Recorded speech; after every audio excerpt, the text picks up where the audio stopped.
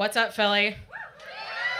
Thanks for having me. So a great mentor of mine said to do two things. One, count things, and two, always ask why the world is the way that it is. And so today, I want to bring to you counting and why the world is the way it is. And it's about to get nerdy. Thank you. So let's seize the data. I'm going to walk through some charts for you that I think help to explain why Philadelphia today is the way that it is and why you experience it and why visitors experience it this way. So there's a lot of good stuff to say about Philly. This is the good. We've seen a lot of people move into the city of Philadelphia over the past 10 years. We've seen 120,000 new millennials. We've seen 30,000 new residents just in the downtown alone. And we've seen job growth in the city that for the first time is outpacing the suburbs. This is really significant. Yeah, cheer for that. That's not normal here in this city. We have a long history of job loss that we'll talk about and demonstrate later, and I think that there's some distinct feelings from that. The bad is that we are a city that is largely divided still, despite all of the good stuff that's happening. So when we look at this map here on the right, this is looking at the unemployment rate by different neighborhoods in the city. And unsurprisingly, probably to everybody in this room, people downtown, largely employed. People who live outside the downtown, largely not. It's a problem. We have the highest poverty rate of the top 10 cities in the country, the lowest income, and the third highest unemployment rate. You can go ahead and boo. So when you look at the ugly, there is, I think, one variable that explains this just about better than anything else, and that is the persistent story of job loss, which, yes, we have reversed. But when you look at us versus our job levels in 1970, and you look at Washington, D.C., and you look at Boston, and you look at New York City, the thing that contrasts us most starkly is the fact that all of these other cities have managed to add jobs above and beyond those 1970 job levels. And that's why we see the gross inequality that we see today. But surely there's an explanation. Is it manufacturing? I would say no. Every other city on the East Coast has lost 90 to 95% of its manufacturing job space. And so as a result, we can't blame that exclusively on Philly. So what the hell happened?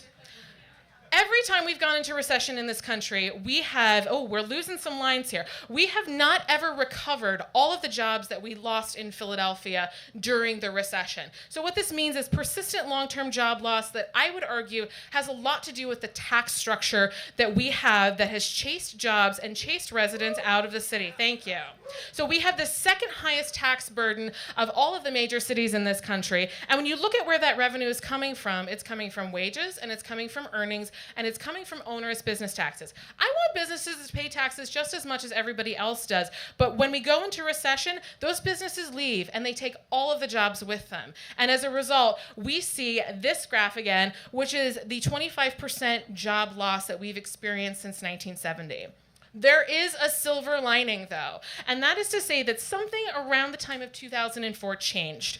We have begun to recover the jobs that we lost since 1970, and we're only 23% below that level, whereas in the darkest days we were 29%. And that job gain is more on par with Washington, D.C. and Boston than I think most Philadelphians realize. So what's happened? We have seen consistent net new demand for office space. I work for a commercial real estate firm. We've got to talk about the space. And when you think about 1 million square feet of office space being occupied by new companies coming into the city, that is an extraordinarily positive sign. And it's across all sectors. We've seen about 23% of all of the leasing activity that we've experienced coming from new tech companies, coming from big giants like Independence Blue Cross relocating to the city. This is great news. And the capital markets have also responded to this job growth, and they've also responded to this leasing demand. So when you look at secondary markets around the country, we are third only to Atlanta and Dallas in terms of the level of investment by commercial real estate investors of all of the secondary markets in the country. This is truly unprecedented and is something that we should all be excited about because it means that the built environment is changing for the better. And hopefully that spills out further. When we look at new construction, $7 billion of investment is coming to this city, either in terms of what is currently under construction or what is proposed, and it's across all asset classes, but predominantly residential. So what's going to be different when we head into recession? It's going to happen. I would put it at 18 months to 2 years from now. You see it in the markets around the world. But when you look at where we are and where we're going, it's changing dramatically. So I just want to leave you with one thought, which is one of the great philosophers of our time said, big shit poppin' and little shit stoppin'. And that is where we are today, Philadelphia. Thank you.